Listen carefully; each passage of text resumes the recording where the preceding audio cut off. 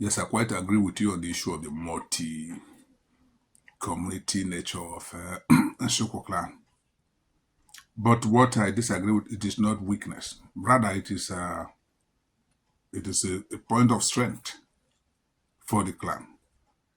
Because all of these old communities coming together with different, with their strength, with their dynamics, with their different ways of life and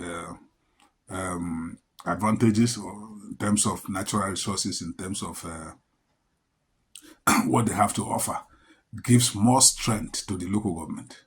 So I know that if we bring the strength of people from Nsukwa, Ejeme, Umute, Abono, Ewulu, Ishago, and several other places that are not listed, you will discover that the Nsukwa clan is multi-talented.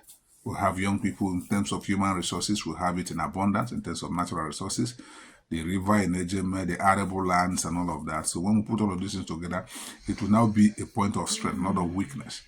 Now on the issue of development in the area, you will discover that over time that has been neglected. I do not place the blame on the doorstep of the council chairman alone. I think the state has to do most of those things that we're expecting of the council chairman. But because of the local government is closer to the people, so much of us who do not have access or say in what happens at the state level tend to depend largely on local government chairman, on local government administration, which is the one we see and know that is closer to us. But we are expected that people from our clan, that is what we're clamoring, that we should always come together and work as one clan, irrespective of the fact that we come under different nomenclature of villages, different villages, and all of that.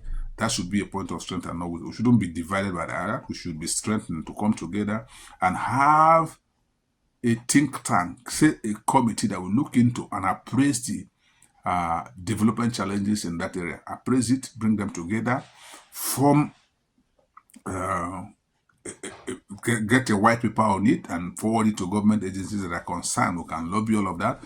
You know, we had somebody in House of Assembly. Because one thing too, my brother, is to agitate for this power. Another thing is to know what to do with it. The little he did while he was there as an assembly member, we all felt it. We have seen it, the things he did. So if we have power, because power does not just benefit the holder of that power, it benefits even its region of origin. So to say that sun shines on those standing before those kneeling. So if we have a representative from among us, our case will be faster attended to than if we had somebody from another place. Because we first of all treat the cases of those people from this place. It's just like a parable that our people used to say, that a goat brought from home to appease the gods does not need any second thought from anybody before explaining the problems of that household to the gods. But if you buy a goat from Kaduna now, and a Nsukwa man or an Ejema man buys a goat from Kaduna to appease to the gods on the problem facing a household in Ejema, when the goats get to the spirit world, they will first of all be asking, what is the problem of that household? Because that goat has never been a member of that household or have an issue. So what we're saying is that for development to come, power should be devolved. It shouldn't be concentrated on one particular clan. All of that clans should take turn to produce all of these elective, to occupy these elective offices and even appointive offices so that they can have the opportunity to present the issues, the development challenges affecting their people to those in power, appropriate places that will address them. So until we do that, we will continue to fall short. That gap, that development gap will continue to widen. So what we're saying now is, if we have a local government chairman from Nsukwa clan, we can go to him at the dead of night. Say, look at this place, do this one, do this one. It was when Imachoroku was chairman that we had electricity for the first time in some of those communities. In Ejema, ANIIOCHA, in Ejemuno, and several other places. That is what I'm saying. It will take another person from that same clan to come and do what he can do. I've had people promote this current council chairman that he has gone to Egbudu to paint the hospital, build the hospital, go to Ejemuno to paint.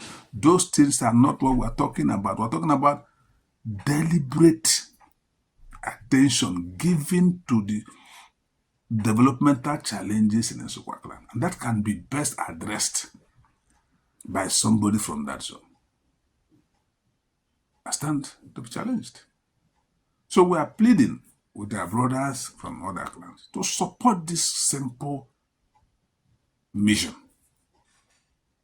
to allow for fairness and equity, and history will remember them. Let us not be fooled.